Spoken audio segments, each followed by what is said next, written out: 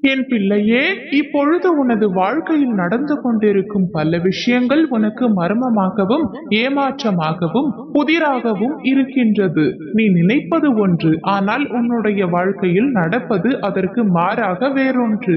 என்ன செய்வது என்று தெரியாமல் திக்கற்ற காட்டில் நிற்கும் சூழ்நிலையில்தான் நீயும் இப்பொழுது நின்று கொண்டிருக்கின்றாய். உன் மனம் ரணமாக இருக்கின்றது. உன்னுடைய கஷ்டத்தை நினைத்து காயப்பட்டு உன்னுடைய வாழ்க்கையே உனக்கு பிடிக்காதது போல் மாற்றி வைத்துள்ளாய்.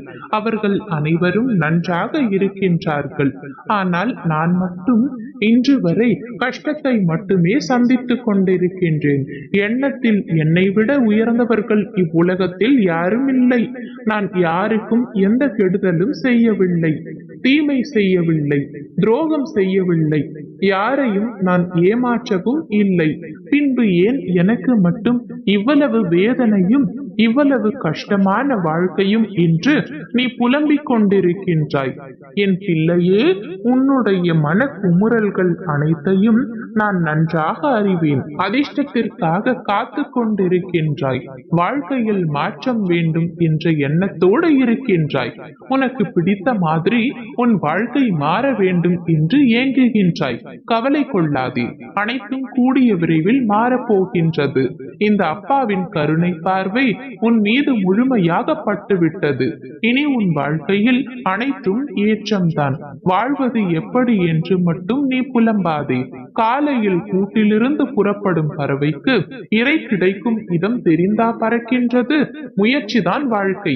உன்னுடைய வாழ்க்கையில் முயற்சியை மட்டும் ஒருபோதும் விட்டு விடாமல் தொடர்ந்து முயன்று கொண்டே இருந்தால் வெற்றி மிக அருகில் தான் இருக்கின்றது.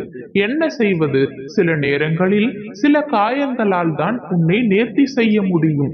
கவலைப்படாதே, அனைத்தையும் ஏற்றுக்கொள். உன்னை பலப்படுத்தி பக்குவப்படுத்தி போலி முகத்திரையை அடையாளம் காட்டிடத்தான் இந்த வலியும் வேதனையும். உனக்காக உன்னுடன் நான் இருக்கின்றேன். எதிலும் முழுமையாக இருக்க வேண்டும், எங்கும் பொறுமையாக இருக்க வேண்டும்.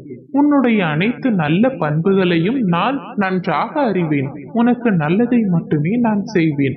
உனக்கான கர்ம பலனை நான் கழித்து வருவதால் உனக்கு எல்லாமே தாமதமாகின்றது. இன்னும் 2 அடிதான் இருக்கின்றது. கூடிய விரைவில் அந்த அடியில் நீ பயணம் செய்ய போகின்றாய். நம்பிக்கையை மட்டும் கைவிட்டு விடாதே. என்னை நம்பு. யார் கைவிட்டாலும் நான் உன்னை கைவிட மாட்டேன்.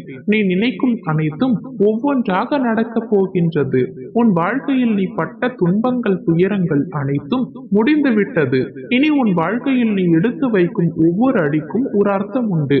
அதில் உனக்கு நிச்சயம் வெற்றியும் உண்டு. என்னை போன்ற மனிதரின் கையில் சிக்கினால் தப்பி உட இயலாது. நான் தகுதியற்ற மனிதர்களை சிக்க வைப்பதில்லை. அவர்களை நான் வலையில் ஏற்பதே இல்லை. ஏற்றுக்கொள்கின்றேன் மகத்துவம் வாய்ந்த வைரங்களை. ஆனால் வெட்டி நறுக்கி பட்டை தீட்ட வேண்டியிருக்கும். வலி சற்று இருக்கத்தான் செய்யும். எத்தனை மதிப்புமிக்க வைரமாக மாற்ற வேண்டுமோ அத்தனை முறை பட்டை தீட்ட வேண்டும். புலியின் வலியை நீ ஏற்கத்தான் வேண்டும். இப்பொழுது அந்த வலியை தான் நீ ஏற்றுக்கொண்டிருக்கின்றாய். கூடிய விரைவில் வைரமாக நீ மின்னப் போகின்றாய். உன்னுடைய வாழ்க்கை மாறுவது உனக்கே நன்றாக தெரிய போகின்றது. உனது துன்பத்தை இலகுவாக கடக்கப் போகின்றாய். உன்னுடைய வாழ்க்கையில் மிகப்பெரிய மாறுதல் ஏற்பட போகின்றது. உனக்கான அழகிய வாழ்க்கை உன்னை தேடி வரப்போகின்றது. பயப்படாமல் கலங்காமல் இரு. எனக்கு யார் இருக்கின்றார் என்று உன் மனதில் கதரும் குரல் எனக்கு நன்றாக கேட்கின்றது. இன்னுமா புரியவில்லை?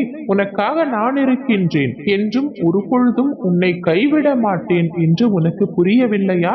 இனி வரும் நாட்கள் யாவும் நிச்சயம் அழகானவையாக மாறும். உனக்கான பொற்காலத்தை நான் உருவாக்கி விட்டேன். காலம் கணிந்து வரும். உன் வாழ்க்கை பிரகாசமாய் ஜொலிக்கும். கவலை கொள்ளாதே.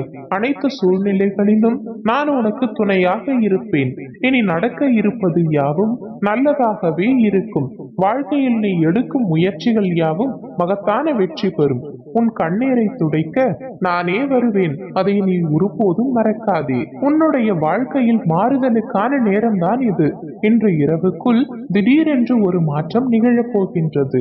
அப்பொழுது அப்பா சொன்னது உண்மைதான் என்று நீ உணரப் போகின்றாய். உன்னுடைய நெஞ்சில் சுமக்கும் சுமையை இறக்கி வைக்கவே நான் வந்துள்ளேன். அதை அறியாமல் நீ மறுபடியும் உன்னுடைய துயரத்தை பற்றியே நினைத்து கொண்டிருக்கின்றாய். நீ சற்று என்னுடைய நாமத்தை சொல்லிக் கொண்டே இரு, அனைத்தும் ஒரு நொடியில் தீர்ந்துவிடும்.